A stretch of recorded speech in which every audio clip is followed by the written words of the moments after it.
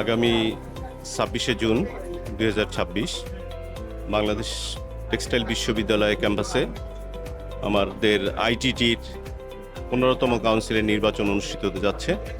এই নির্বাচনে আমি টেক্সটাইল ইঞ্জিনিয়ার্স ফোরাম মনোনীত এনায়েত সোমাইল নিক্সন পরিষদের সভাপতি পদে প্রতিদ্বন্দ্বিতা করছি।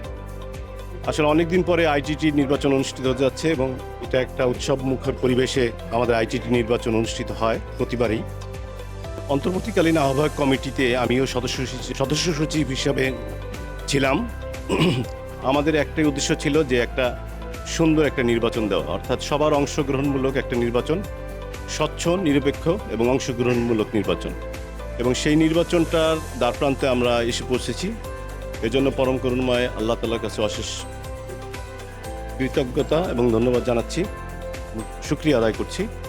তা আমরা একটা সুন্দর প্যানেল তৈরি করেছি। আমাদের প্যানেলে অভিজ্ঞতা সম্পন্ন লোক আছে যারা সাংগঠনিকভাবে দক্ষ, বিভিন্ন কাউন্সিলে ছিল।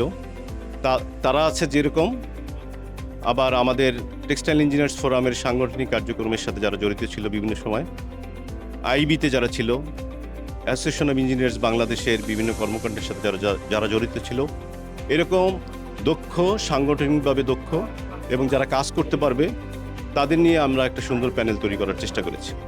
আমাদের মেন উদ্দেশ্য হলো যে আইটিটিকে টেক্সটাইল ইঞ্জিনিয়ারদের গ্রহণযোগ্য একটা সংগঠনে রূপান্তরিত করা এবং ঐক্যবদ্ধভাবে এই যে টেক্সটাইল পরিবারকে এই আইটিটির মাধ্যমে ধরে রাখা। এবং সেই লক্ষ্যে আমরা কাজ করছি। আমাদের মেইন যে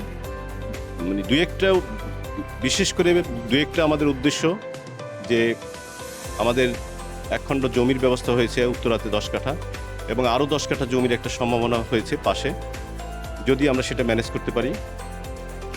এবং আমাদের একটা আইটিটি ভবন তৈরি করতে হবে, এটা আমার মূল উদ্দেশ্য ব্যক্তিগতভাবে। এবং আমাদের প্যানেলের থেকে আমরা চাই যে আইটিটির একটা ভবন থাকবে, কারণ 43 বছরের এই সংগঠন আমরা বিভিন্ন বাসা বাড়িতে ভাড়ায় আমাদের এই সংগঠন চালিয়েছি। তো আমাদের নিজস্ব একটা ভবন থাকবে, একটা গর্বের একটা ভবন থাকবে, এটা আমরা চাই এবং সেই লক্ষ্যে আমরা ইনশাল্লাহ কাজ করব।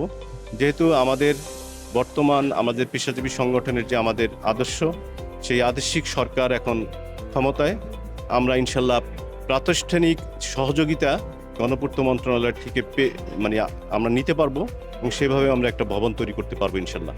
এবং পাশাপাশি এই একটা ভবন যদি আমরা তৈরি করতে পারি, সেক্ষেত্রে টেক্সটাইল ইঞ্জিনিয়ারদের, ইয়াং টেক্সটাইল ইঞ্জিনিয়ারদের ট্রেনিংয়ের ব্যবস্থা করতে পারবো, সেখানে খেলাধুলার ব্যবস্থা থাকবে, প্লাস আমাদের ইঞ্জিনিয়ারদের অন্যান্য সুবিধা থাকবে এবং আমাদের একটা ইনকাম জেনারেশন সেখানে হবে।